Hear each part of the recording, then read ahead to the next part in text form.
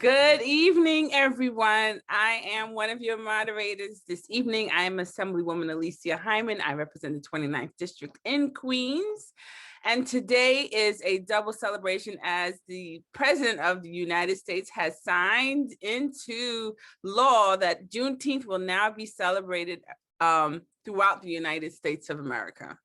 And when the bill was introduced, when I introduced the bill last year, I had no idea that we'd be at this point this evening, but I am doubly happy that one, we're celebrating Juneteenth this Saturday in Roy Wilkins Park, and that we've been able to do what is the fourth night of 5 on the pre-Juneteenth virtual series conversation, Free-ish to Freedom, Townhall. So we have a wonderful panel for you this evening. I'm gonna let the panelists introduce themselves. And as soon as Assembly Member Latrice Walker from Brooklyn, I see she's in one of the boxes and she'll tune in at some point, but she's my co-host. And we have for you this evening a great lineup of panelists. And the first one is Reverend Stephen Green, the Allen AME Social Justice Chair. Reverend Kirsten John Foy, founder of the Arc of Justice, Councilwoman, my ninja sister, Adrienne Adams, and right here in Queens. And lastly, but not least, Mr. Kyer Morrison, a Southeast Queens kid, all grown up. Now he's an attorney with Fresh Fields. So I'll just ask each of you if you could give a 2-minute intro of yourselves, and we are going to keep close to time this evening. So we'll start with Reverend Stephen Green. Well, good evening, everyone, and it is an honor to be a part of this conversation. And thank you so much, Assemblywoman, for convening this and for us to gather on behalf of Greater Allen Cathedral and Pastors Floyd and Lane Flake. We're just excited about our community celebrating Juneteenth this year, and the way that faith communities play a role in helping to inform our neighbors and our communities around the histories of our people. So very grateful to be here for this conversation tonight. Oh, thank you for sticking to the time. Okay, next we have, I don't see Kirsten. Is Kirsten here? Okay, we'll just go right to Councilwoman Adrienne Adams. Thank you so much to my amazing ninja sister, Assembly Member Alicia Hyman, for having us here tonight. So proud of you, my sister. This is an historic day, and you need to take a bow as well for all that you have done to make Juneteenth a reality for those of us here in New York. So good evening, everyone. I bring you greetings too, as Reverend Green just did, from the Greater Allen AME Cathedral, where I've been a longtime member as well. I'm Councilmember Adrienne Adams. I represent the 28th District of the New York City Council, the first woman to do so, representing areas of Jamaica, Richmond Hill, South Ozone Park, and Rochdale Village. Looking very, very much to our conversation this evening. Thank you. Okay, then we're going to go to Kyer Morrison, and then we'll go to my co-moderator, Assemblymember Walker. So go ahead, Kyer. Thanks, Assemblywoman, and thanks everyone this evening for having me. Sorry I'm taking this call from the back of an Uber, but there's tons of traffic in New York City today. And like most of you, I'm headed home for the holiday weekend to celebrate this weekend at Roy Wilkins, thanks to the work of Assemblywoman Hyman, the councilwoman who's on the call, and many others. So looking forward to this conversation, looking forward to helping to steer the way to real freedom. And I think this is the real start to it. Thanks. Okay, and to my sister in the assembly, we are definitely partners. We do a lot of work together. I now sit in front of her closer in the chamber. So Latrice, Assembly Member, we just started doing the introductions, and then we're going to jump right into the questions, but I just want to give you a chance to say hi to the people for this Free-ish to Freedom Town Hall that you've been doing in Brooklyn for a while now. So go ahead. Well, it's always a pleasure to follow your lead, and you took something that was, of course, in the ideas and the minds of people all across the state of New York, and made it into a reality. And so I want to join in with our councilwoman in honoring you for the great work that you've done. Like, they're out here celebrating all across the country because of the dynamics that you started right here in the great state of New York. And so, so while they're taking their bows, I think we could take our second round of bows, because you have been our champion in making sure that Juneteenth is a state holiday. I've already started to receive messages from the staff like, so the assembly is closed tomorrow. And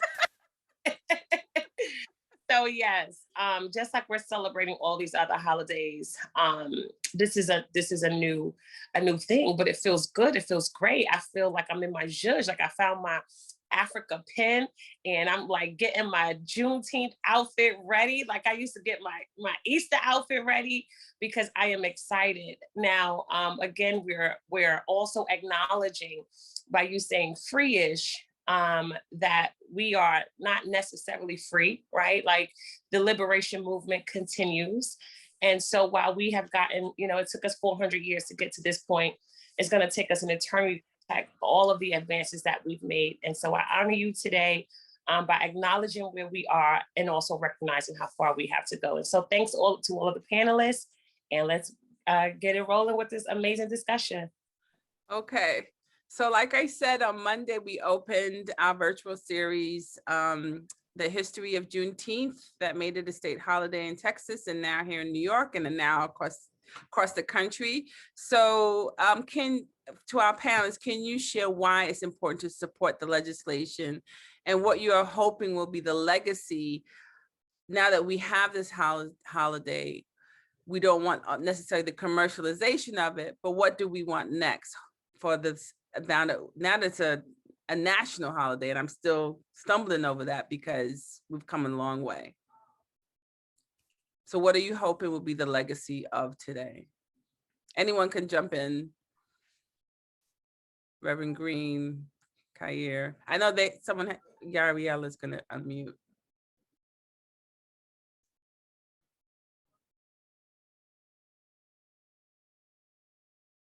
Kair, do you want to take that? Yariel, you can. Yeah, I could jump in.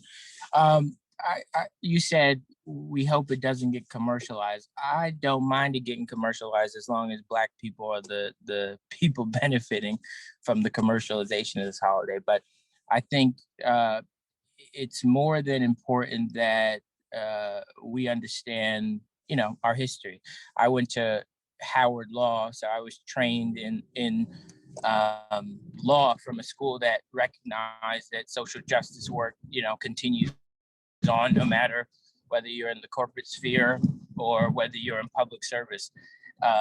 And we find a lot in our education system across this country, people don't understand our history. You learn slavery, you learn Egypt, and that is the full spectrum of African-American history, or people from the diaspora.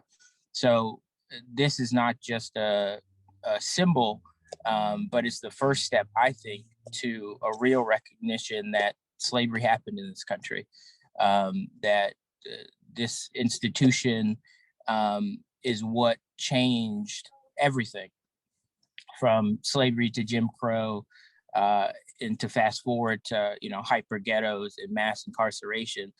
It was the beginning of everything, and why people of color, specifically Black people in this country, aren't on equal footing with their counterparts.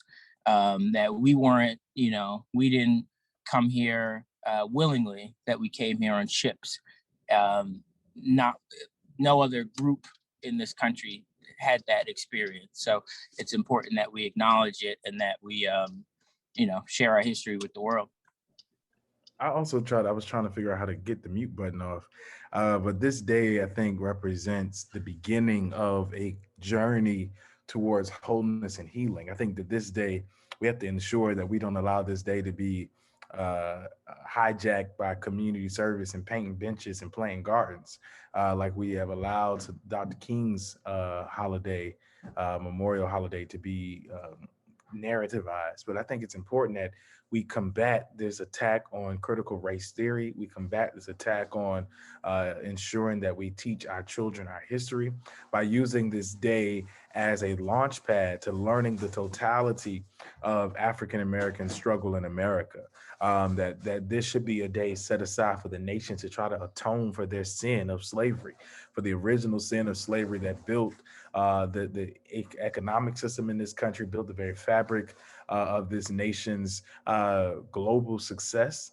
And so I think it's a day of atonement. I think it's a day. It is a day of solemn, of solemn gratitude to the ancestors who fought vigorously through the transatlantic slave trade, who worked tirelessly on slave plantations in the antebellum South, the fearless fighters who fought through Jim Crow and segregation. So it's a day for the nation to atone for their sins and to deal with the reality of racism that still permeates this nation. Thank you. I see Elder Kirsten John Foy. I'm hoping we can unmute him, and if he's ready, he's there. Yes, I see. I'm looking at my screens are changing right before my eyes. So if he's able to speak. I'm here. Oh, you're here. Good. There, I see you. I am here. It's good to see you. It's good to see you too. So if you just want to give a little introduction of who you are for those who don't know you, or Sure. so if you could do that for 2 minutes. Sure. I am the armor bearer for Reverend Green, and I am the assistant for Tanisha Morrison. That's who I am. I do what I'm told. I appreciate the opportunity to be present with you all today. I do not appreciate having to go after the professor, Reverend Green, and my brother, Attorney Morrison. That's just mean and cruel, but I'll get over it. Juneteenth represents what America has always intended for us. It represents a delay in our liberation. Juneteenth is celebrated for the final liberation of those who were denied the truth, but it also represents America's intent. America's intent is to always to keep us blind from the reality that we are a free people, and we deserve every protection and every benefit afforded to every human being. And it is a stark reminder that there's still some of us whose freedom lags. Some of us have made it. Some of us have reached the pinnacle of civil society. Some of us have reached the pinnacle of power, the pinnacle of finance, but there are still many of us who are bound up. And there's still many of us who are waiting for the information to arrive. We're still waiting for the message to get to us that we are indeed free. There are many of us who are still today, while we have multimillionaires and billionaires among us, there are still many of us today who are not physically free. They are still bound up in prisons. They are still bound up by abject poverty. They are still bound up by environmental circumstance and situation. And so for me, Juneteenth is a charge. It is a living, breathing charge to us that we cannot leave any of us behind. We cannot leave any of us in the bonds of slavery, whether it be intellectual and mental slavery, whether it be economic and environmental slavery. We cannot leave any behind. We have got to get the message to all of our people that we are indeed free. And that is a heavy burden, but it's our burden. Last time, it took the US Army to deliver that final message to Galveston. This time, there's no army coming for us. We can't rely on the altruism of government. We can't rely on the orders from a commander-in-chief to go free our people, the last remaining of us. This is our charge. And we have got to be the one to go get our people who are still in bondage. We can't look to America for that. America has done all she intends to do for us. The rest, the gap, the breach, that is ours to fill and to close. And so I'm reminded every Juneteenth that it's not just a day of celebration, although there is a reason to celebrate, but it is a day, not just a day of commemoration, but it is indeed a day of action, a day that we need to take beyond the museum, beyond the history books, beyond the halls of academia, and into the streets. Last year, we organized a drive to justice in 35 cities around the country, where we were demanding criminal justice reform. And there were some folks, some very high-minded folks who were looking down on us. Well, this is a day we need to be celebrating. Why do we always have to be so angry? Why do we always have to be so confrontational? Why do we always have to be so adversarial? Why can't we take a day to commemorate our progress? And my response then and remains today that you can do both. I commemorate our progress each and every day. I wake up and I look at my children and I look at my circumstance, and I am grateful to God and to the sacrifices of the elders and the ancestors. I commemorate it every day when I charge my children to be better than I. But I cannot commemorate when there are still those who are in bondage, and those who are still enslaved, and those who are still blind to the realities that they are free. And so it is, for me, not just a day to wave a flag of victory, but it is a day to continue to press. It is a day that we can use to uplift the causes of the movement, to uplift the causes of social and economic and environmental justice. We cannot be free when our children are being gunned down by other children.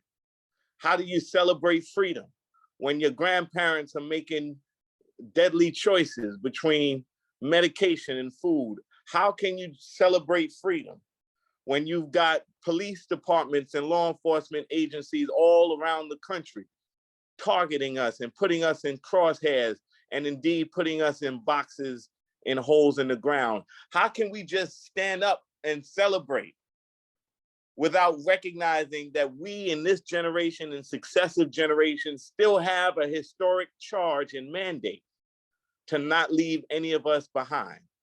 And as long as one of us, as long as any of us are still bound, then none of us are free. So I can't commemorate if my brother is still bound up, because if he's bound up, I'm still bound up with him. So I'm just grateful to be with y'all. I'm sorry to be such a downer, but you know, that's what I do. I bring what I believe to be the truth to every situation, and I don't think we can just afford to celebrate. I think we've got to put our shoulders to the plow. I think we've got to put work to the faith, and we've got to liberate those who are still bound up, even though there are many of us who celebrate our freedoms.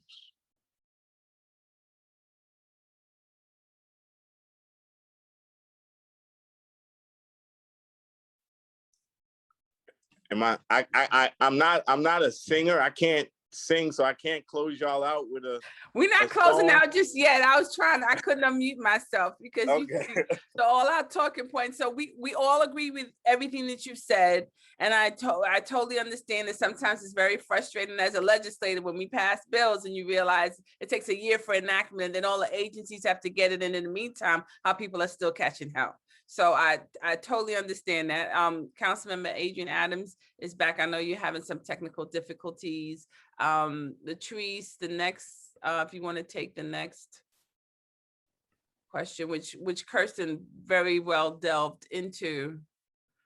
I don't see her opening up her thing here. I'm not going to text her. I'll just go to the next thing. Okay, so the next part is that I'll just moving right along, which Kirsten really, which he touched on. Juneteenth is about liberation, our independence, the day after emancipation, proclamation, Reconstruction, the Great Migration, and Blacks still feel free-ish and are still organizing towards freedom. So I'll direct this question to Councilmember Adrian Adams. What do you believe are the priority strategies and policies that we need to work on right now? Which Elder Floyd alluded to, but if you want to talk, did she disappear again? Oh, there you are. If you can unmute Councilmember Adams. Yeah. Go ahead. Yeah, thank you again, Assembly Member, and shout out to my brother Kirsten. Haven't seen you in a while, miss you. Miss you as well. Thank you. So, you know, there are a lot of policies that we have to focus on for, you know, of course, for the upliftment of our Black communities. I chair the Public Safety Committee, which is a tremendous mandate. I co-chair the Black, Latino, and Asian Caucus on the council. And, you know, for us right now, police reform is still a major issue. You know, we played a part with the state in repealing 50A, but also the Eric Garner Anti-Chokehold Act, publishing use of force data and increasing the body-worn cameras, which even that has to go to another level, in my opinion. Also, we passed a whole lot of reforms in the council. The main one was qualified immunity, which New York is the only jurisdiction right now to have qualified immunity as a law. We've made some strides. It's just the beginning. A lot more to do. We've still got to strengthen CCRB, which we know still does not have the teeth that it needs to have to do the job that they're supposed to do. It needs power and authority. Another priority, a tremendous one, and I know that my ninja sister appreciates this, is education.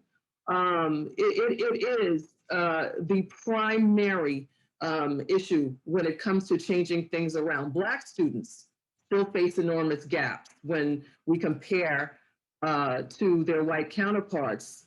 We all know they deserve the quality and resources that everybody gets, but New York City is like one of the most segregated places in the world when it comes to education. This is 2021, and that's a legacy that we just can't forget. So for me, for right now, there's a lot of talk around the issues in education. It is a number one priority for me. I'm actually trying to work with our school's chancellor in taking a look at culturally relevant training. I know there's this thing going on right now with CRT, which is something that is a little bit different than, you know, what I'm talking about is making sure that Black kids know where they came from, know what their roots are, and our roots did not begin in slavery by no means. So that's, you know, and looking at our history overall, the people that we are, so that our children understand that the portrayal in the media of who they are is not who they are. All right, so we're going to have to start with the education system. And one more thing I'll say, Kirsten said something very, very important in talking about, you know, not being able to celebrate and lifting our brother and our sister up, and 1000%. There is such an impact when we look at everything that is systemically racist. So for me, it's not just police, it's not just this or that or anything. The way that we crack this code, and I continue to say so, is that we have to look at systemic racism everywhere, because it is everywhere. It's in policing, it's in education, it's in healthcare, it's in Black maternal morbidity, it's everywhere. So we're going to have to take a serious look and a broad picture of systemic racism, because that's a nut that all of us have to crack. So I'm looking at education right now to crack it. I'm looking right now at policing and cracking it.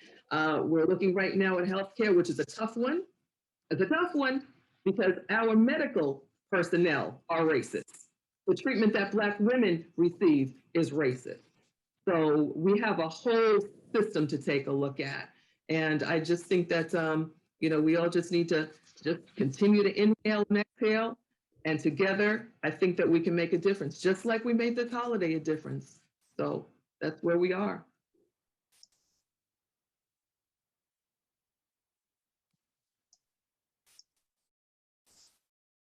Alicia, you're muted. I'm unmuted now. Okay, thank you.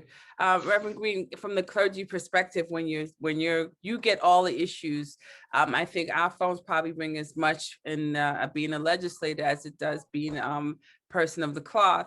If you could talk about how the churches, when it comes to breaking down racism, and how the churches will incorporate Juneteenth into services, that would be helpful for our guests. Yes, faith communities serve as central convening spaces and education spaces and cultural spaces in our communities. As many of we all know the impact that Greater Allen plays in Southeast Queens, and not just in Southeast Queens, but even throughout the city of New York and across the country.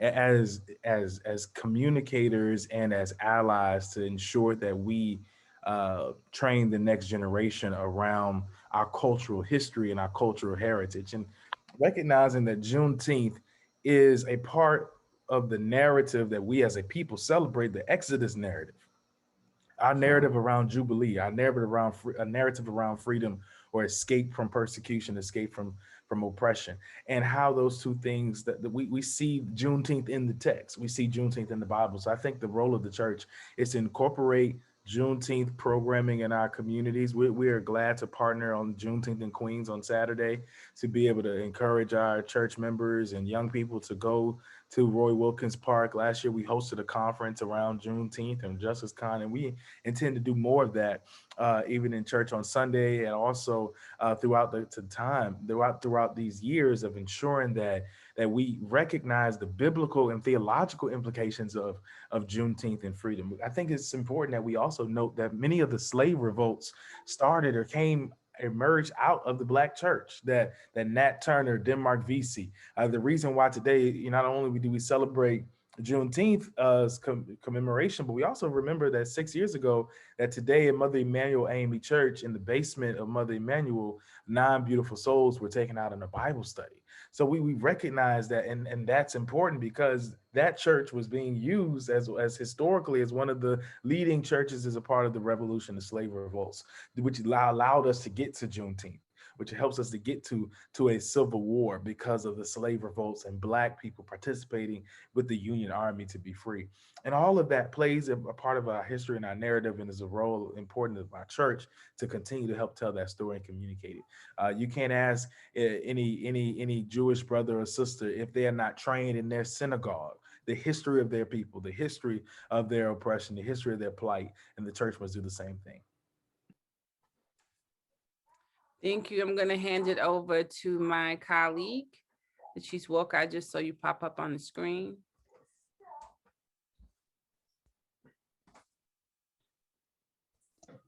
Awesome. So we were having a little technical difficulties as well, but I am being inspired and uplifted. So are we still on the policies and strategies that we need to release ourselves from being Blackish and free-ish? We talked a bit about, Kirsten kind of went all over and summed up the whole hour we have. So I went into, and Councilmember Adrian answered that. So I asked Reverend Green about, the influence of clergy in the positioning of Black people and he went into the centuries of how the church has been the advocates or the revolutionaries that we needed them to be and still are. So we're going to move down to, I put it in the chat to you so you could see it. All right. And so, we have this conversation. I know when I worked for Congresswoman Clark, we would have the Callaloo and the collard green discussions, where we would have conversations about what it means to be Black here in America, whether or not you came here from another country, or whether you were brought here from another country during the transatlantic slave trade. And they're even having conversations about setting up another sort of dynamic that you can choose on the census when you are a person who is a direct descendant of slavery here in America.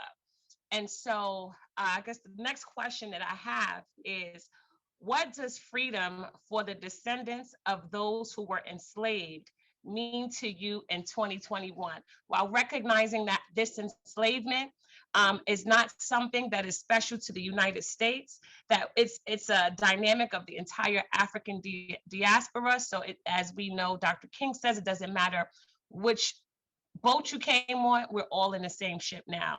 And so again, what does freedom for the descendants of those who were enslaved mean to you in the year 2021? And I guess I will direct this question to Madam Tanisha Morrison.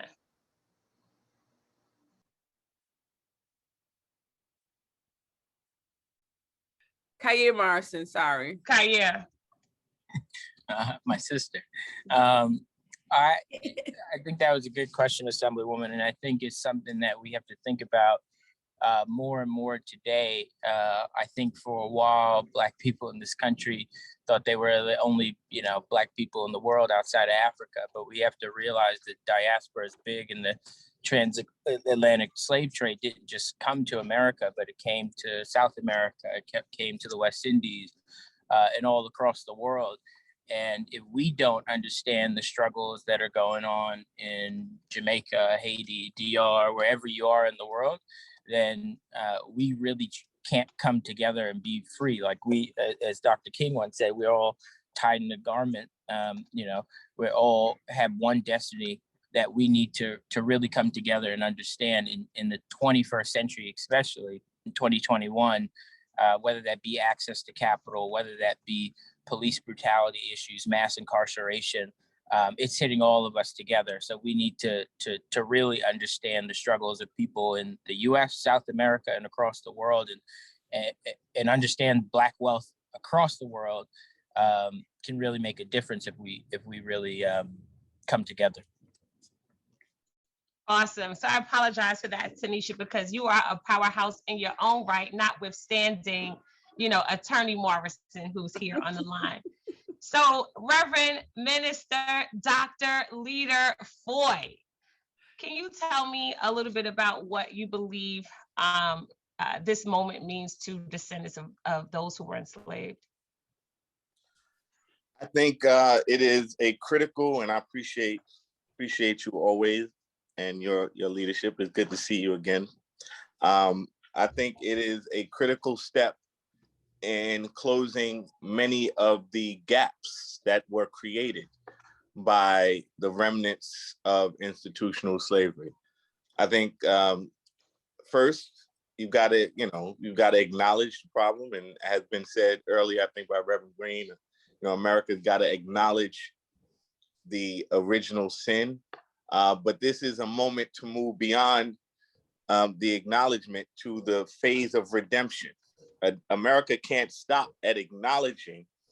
She has also got to recompense. She's got to repair, and she's got to restore the breaches. And we've got a critical role to play in closing those gaps that have been spoken about by Councilmember Adrian Adams. So this is a gateway to the phase and the process of redemption. This is a gateway to the next era of American society and history, where we are not protecting and advancing the vestiges of slavery, but we are indeed identifying them and dismantling them. We can't have a conversation about reparations if America doesn't acknowledge her past. So for me as an individual, for my family and community, this is a day long awaited, because now we can go from America acknowledging to America redeeming and restoring herself. And I hope that manifests itself in a form of reparations. I hope it manifests itself in the form of dismantling certain institutions and systems in this country, who are specifically designed to maintain white supremacy and privilege. So this is both a gateway for me personally, and I think our community, to envision a day where all of the things that we recognize as oppressive are relegated to the past, into history, and our children's future is as bright as any other child in this country. Awesome. So, Madam Alicia, do you want to keep going with this or go on to the next? I think go on to the next, because Oh, look, Dr. Green is like, I want a little bit. I want a little bit. Just a little bit after Elder Kirsten shut it down like that. I gotta just take a little bit of that and talk about, you're right. When we talk about what does it really mean, I think it has to include reparations, right? Like reparations is so critical that without that repair, right, and truly being, that has to be the next step. Like we've got Juneteenth holiday, that's wonderful. Also, we need to pass the Voting Rights Act, HR 4, John Lewis, and HR 1, right? So it can't just be about the holiday. How do we ensure that we're equitable and really ensure that there's a level playing field for Black people in this country? Because the performance of having a holiday is great, but a holiday when you don't have enough money to take off for the holiday, right, is not, it's like what Martin King said, if you integrate the lunch counter, I don't have enough money to sit at the lunch counter, then what good is it, right? And so it has to come with the resources, has to come with the financial repair that comes with ensuring that we restore racial equity in this country. And that's awesome. And so go ahead, sis. No, go ahead. You go ahead. So I know that we have another few questions that we have listed here. This is a great list as well. Like the questions are so amazing. I don't even know where to begin. Did we have a little conversation on critical race theory? Not because yet. I think like that, you know, this whole idea of certain institutions in America, like not even acknowledging the fact that, you know, the level of institutional racism that exists in this country is the design that Dr. Foy was talking about that we have to dismantle. And when we have an institution located in North Carolina who's saying to our sister Nicole, like, I know that you did this 1619 expose and you have the archaeological evidence to show and to support the stance that you're taking for the Eureka moment for America to finally acknowledge it's wrong. However, we are not going to allow you to put this into our institutions of higher education, and we are going to devalue the whole idea of critical race theory. And so with this week-long celebration, commemoration, acknowledgement of Juneteenth, what I would like to know is, do you believe critical race theory in our educational system would be a beneficial way in analyzing systemic racism, as well as not just with respect to our youth, but really throughout our institutions of higher education, and how we can sort of make those connections so that once they do get to the point where they are entering our professional workplace, that we don't have to be worrying about this problem anymore. So what are your thoughts are on just critical race theory in general? And I'll start with you, Dr. Green, since you ended us off. Sure. Critical race theory is an assault and an attack on logic, right? On the reality of truth, history, and education. I think that we have seen this miseducation play out in our children's textbooks for a period of time. This is not the first time this this attempt to narrativize out of our dark past in our country that we don't want to talk about. And I think that this attack on critical race theory is an attack on the truth, right? It is what perpetuated the big lie. It is what perpetuated the fact that that people still believe in August that Donald Trump is going to be reinstalled as president of the United States of America. This misinformation campaign. But what we're talking about, when we talk about race theory or critical race theory, we should be talking about the true narrative and story of the history of this country. And it's to be honest with ourselves that this country was founded off of the backs of slavery. I mean, the economic power, the global prowess that this nation has is all because of 400 years of oppression, 246 years of slavery in this country from 1619 to 1865 or 1867, if we're talking about Juneteenth. We must be clear around this history and talk about that. At 1776, America had already had 150 years of slavery, and that African people fought in the American Revolution and fought to free America from the chains of British imperialism while also not even founding their own liberation. So we need to talk this, tell the story, tell the truth, which is why I think that with this attack on this education, we should be very committed to training our children up in freedom schools with Ella Baker and Septima Clark, and how the ancestors went throughout the South to teach people about the history so they could do civic engagement and critical reading skills so that they will be able to walk into full citizenship. And I think that's going to have to be out the way we combat this approach, this attack on our freedom and on ensuring that we educate the next generation. Awesome. You mentioned freedom schools, which I think is something that perhaps we could revisit and really get back to with respect to the education of our children. And so I know my sister was trying to chime in. So, Alicia? You know, it's interesting. We have all of these bright minds here, and the time is against us. And I want to say that the idea of freedom schools, how do we make sure our children and adults, not just non-adults, there are a lot of adults who for the first time are hearing about Juneteenth. So I believe that nationally for this country to have marked this day is the first time that we have a day, not MLK, not Black History Month, but an acknowledgement of freedom for thousands of enslaved Africans in Texas. To me, we have not missed that point. No one in this panel has missed that point. And we don't have enough time to unpack.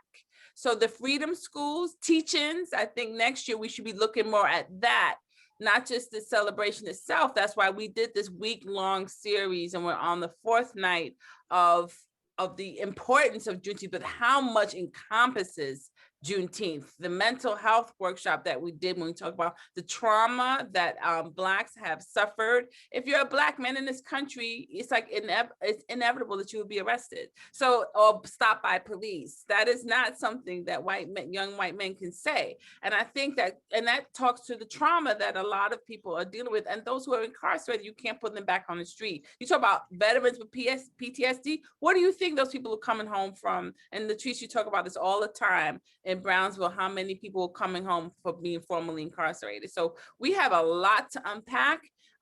There are some questions we didn't get answered, but we have to thank all of our panelists for being here today. And there was one question, and any panelist can answer this. And it goes like this: how mad do we have to be to stop being piecemealed freedom? That's 3 questions here, but I think we're just gonna take it one by one. Kirsten, you're smiling, so I know you want to take that one. Can we unmute him? Can we unmute Kirsten for? Okay, go ahead. I would characterize it as righteous indignation. I think we need to maintain our righteous indignation, but I think we also need to be strategic in our thought, in our actions, as the question also implied, where without violent revolution, the best we can hope for is accelerated and catalyzed incremental progress. We're not going to upend the entire system in one shot, but we can accelerate the process. we can lubricate the process. We can incentivize the nation to move towards equality and equity more rapidly than they have done in the past. I think we can do so, hopefully, without the need for bloodshed. This past year, we saw America move in quantum leaps forward in consciousness. We saw millions of Americans, white, Black, other, those who were victims and those who were not, come to the realization that America is what she is, and we coined it as being woke. But we got to go from being woke to working.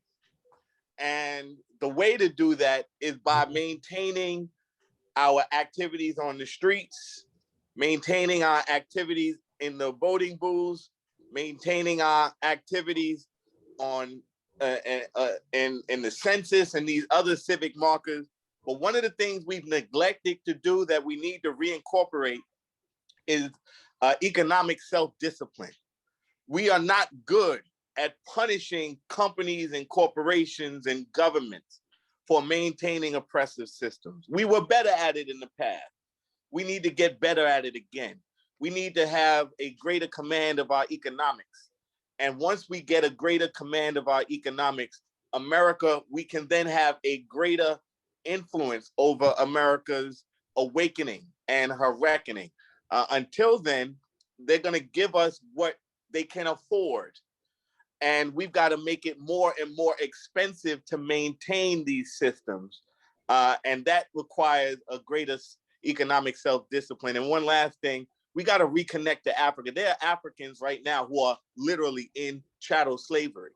And the irony is we are over here celebrating our liberation while there are people in the motherland, in the Sudan and in Libya and in other places who are still bound up in chattel slavery. We've got to reconnect and build out the Pan-African sentiment and consciousness, and incorporate it into our domestic movement. And I think the combination of the two would do tremendous things for accelerating our progress and march towards freedom. I just want to recognize Senator Leroy Comrie, who has joined us. We'd like you to say a few words as one of our partners in our Juneteenth in Queens celebration.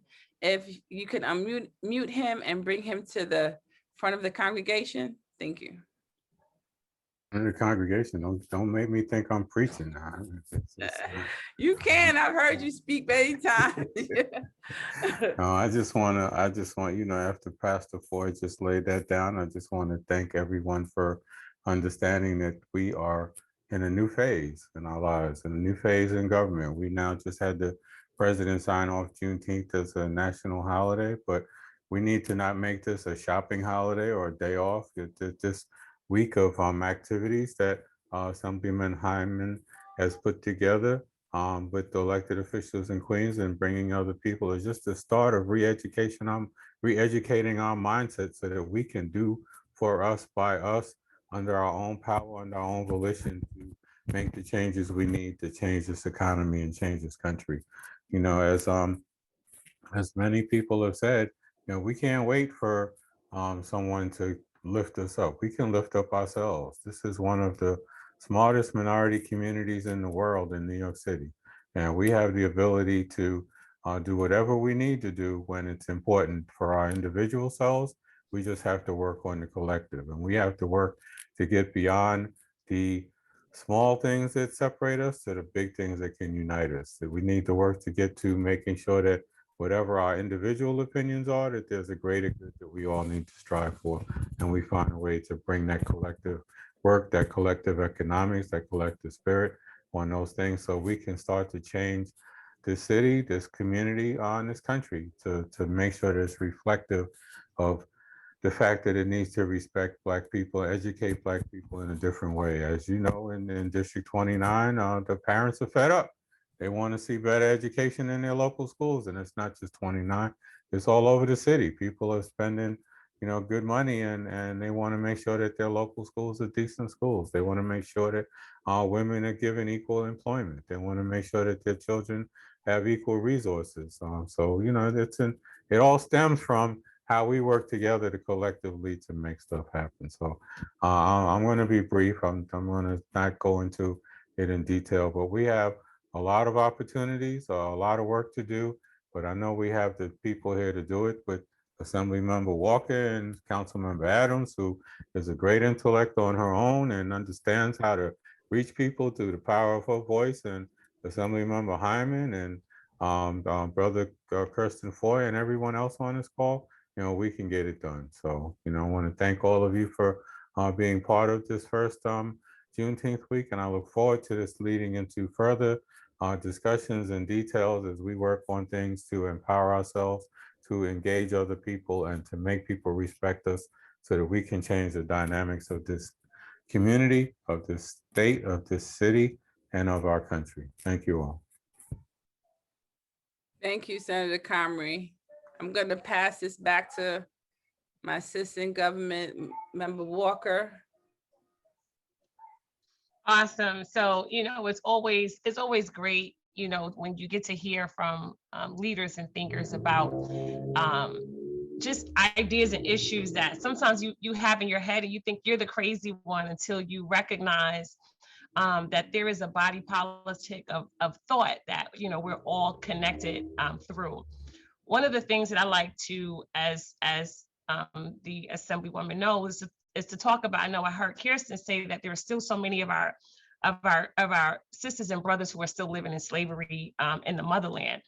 But of course, I love to mention that the 13th Amendment dictates that slavery was abolished except in the case of criminal punishment. So which means that anytime someone is subjected to the criminal justice system, whether through conviction, especially through conviction or otherwise, that we are back in the same slavery, right? That we are here celebrating the liberation from. And so I think that that's another, sort of acknowledgement. And sometimes I try to make a little bit of a correlation, because when they released them from those doors in that upstate criminal justice system without information on employment, without information on the fact that you can even go out and vote today, is the same level of miseducation and misinformation that the folk down in Galveston, Texas received when the Emancipation Proclamation was actually signed. And so while again, we still have a lot, we have a lot to be thankful for. And yes, I am going to go out, I'm going to celebrate, I'm going to drink my Kool-Aid and the pineapple soda that the folk in Galveston, Texas were able to celebrate in that moment, because it was a celebratory moment for them. I am a direct, descendant. My great-great-great-grandfather, his name was Guinea Charles, was in fact a slave in South Carolina. We got our 50 acres and a mule, but yet we are still free-ish. We are not necessarily free indeed. And so we are all liberationists. We are all abolitionists. And so we all have a lot of work to do. And so while we have this opportunity, Alicia, and thank you so much for acknowledging and commemorating this day. It's not a moment, it's a movement. And we cannot rest on the laurels of this success. It's just an acknowledgement to say, job well done to each and every one of you for making this day happen. But let this be the encouragement that you need to go out and make a difference so that we can finish the job that our ancestors begun. So again, thank you, sis, and I'll turn it back over to you. And I see Tanisha's hand. All right. Hi, everyone. Just 1 second. I just want to know we're at 6:55. Elmcore, our amazing host, has allowed us another 10 minutes. I do want to note, if you have any questions, comments, or concerns, now's the time to drop them in this chat, because we can be here all day discussing what our freedom looks like with this amazing, amazing powerhouse panel. So now's the time.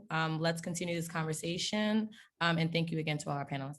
I just want to add, there's a question in the chat that I think is very important. It says, what's next in federal and state legislation, and how do we start legalizing critical race theory education? What's really interesting is that we now have the chancellor of the Board of Regents for the state of New York, who directs the education, public education and private education as much as they can. For the state of New York, and that's Chancellor Lester Young, who is from Queens.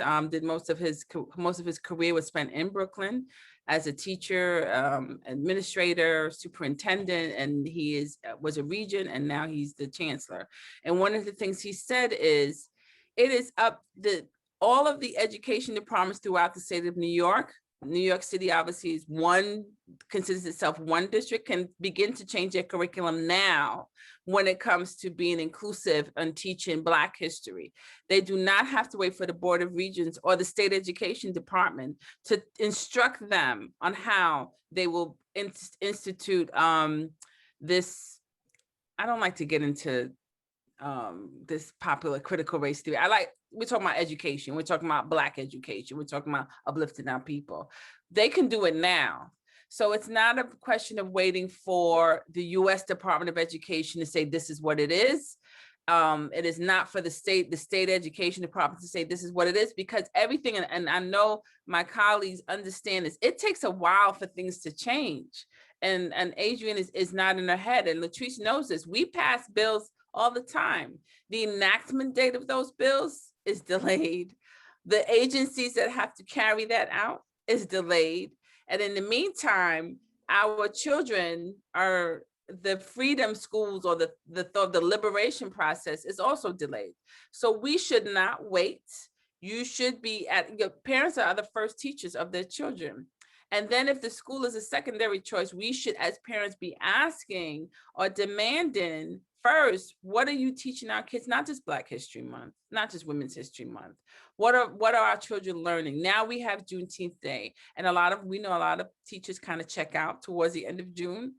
What kind of education is my child receiving when it comes to Juneteenth? We're talking about slavery. What else it's not just we came here on ships and that was the end of it. And so I put that back. If anyone else on the panel wants to answer that question about I guess Latrice can answer that question, or Adrienne, about what's next in federal and state legislation, and how do we start legalizing critical race theory?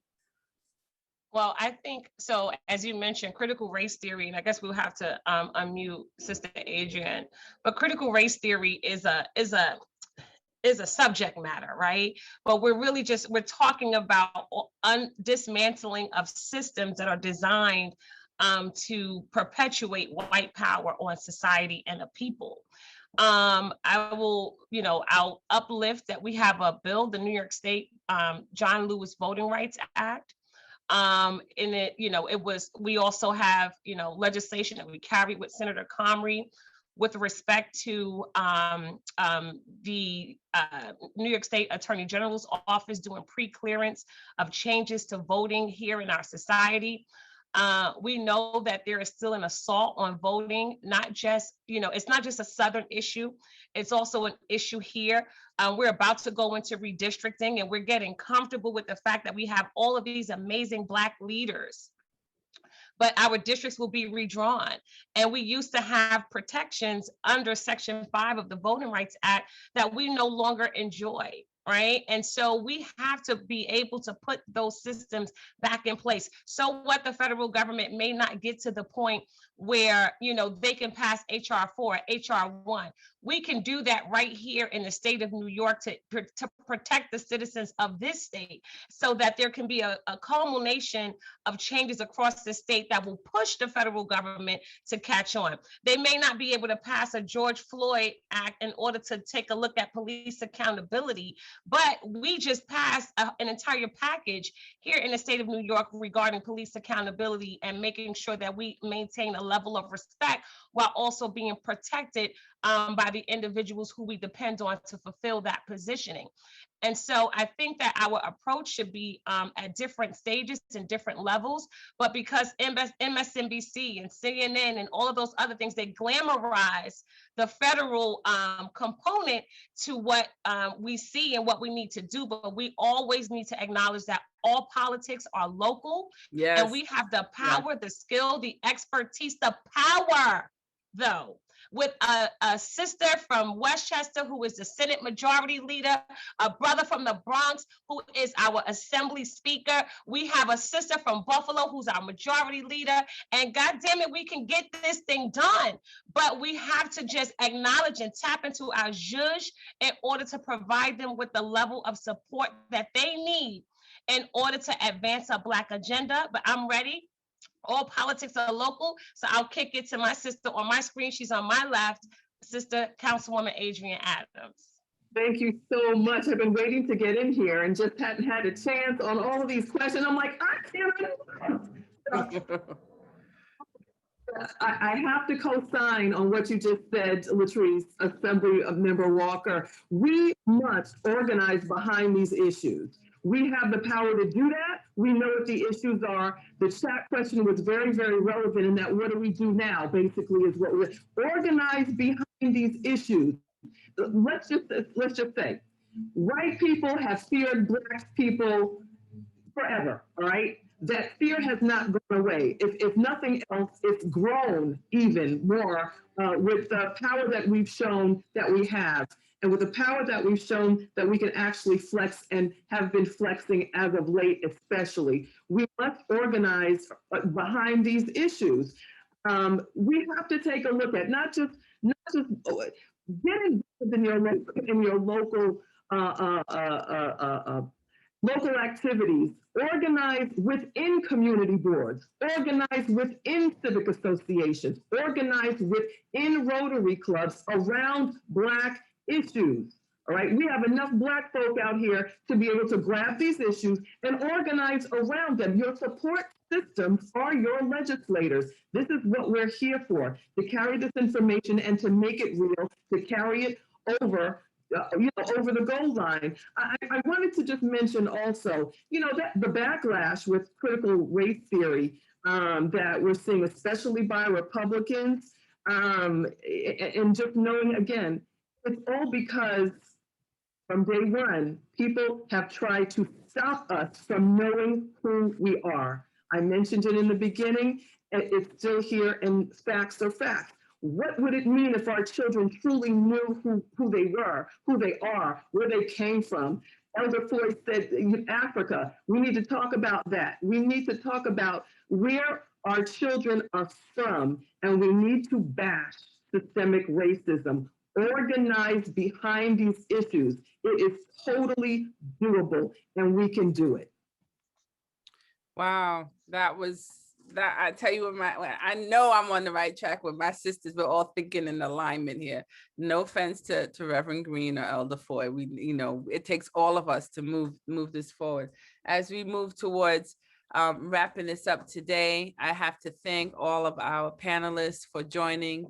I thank my colleague, Assemblywoman Latrice Walker, who is the chair of the Elections Committee and runs circles around our colleagues when they try to come at us about why we're changing voting laws. I thank everyone for joining us today. And as you all know, this has been the fourth day of our series leading up to Juneteenth. Juneteenth in Queens. Latrice, you're more than welcome to come. I've stamped your passport. We will love to have you and Niall come to, I'm sorry, yes, you too, Elder Boy. That goes we gotta come together. Do we have to be vaccinated also? We gotta have our vaccination card. You do not. We have vaccination on site if you so choose to. We also have testing. We know how our people feel about, vaccinations and so forth.